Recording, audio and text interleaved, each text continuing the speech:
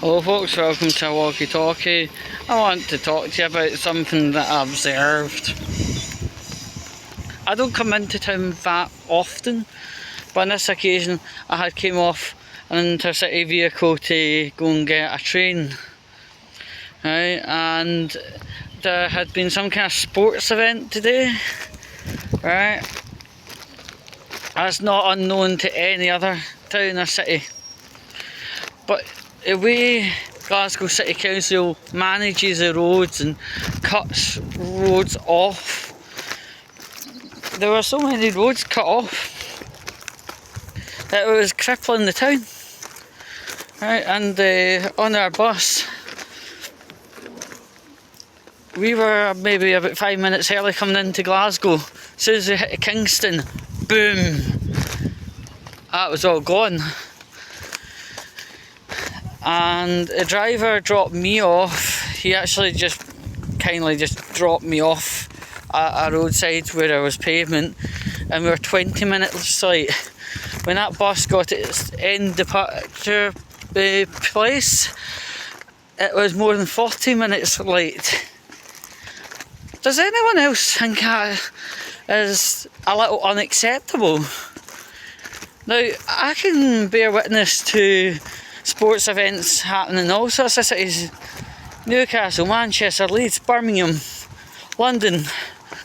Yeah, they can traffic manage more efficiently without literally turning the city into a shuddering wreck.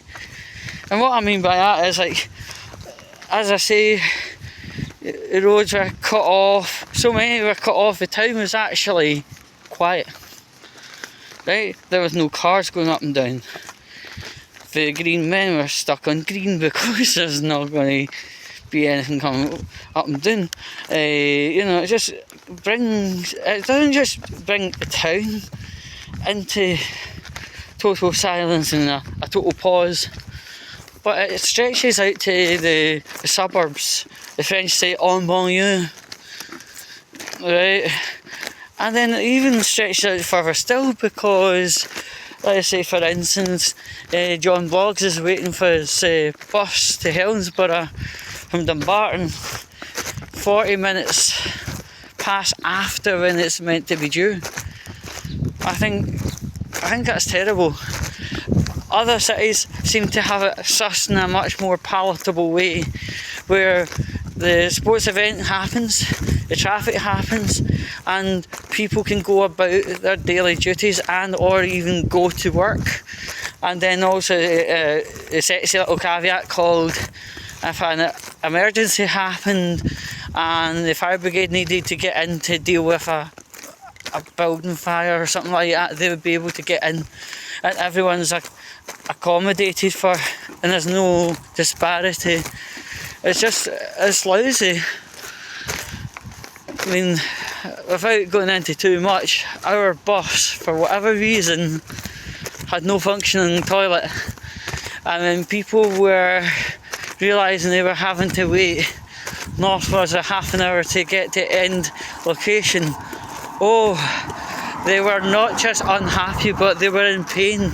And to be honest, it's not actually natural to expect a lady to hold in a full piss load for exorbitant amounts of time. And I tell you something, as a guy, it's not exactly comfortable either.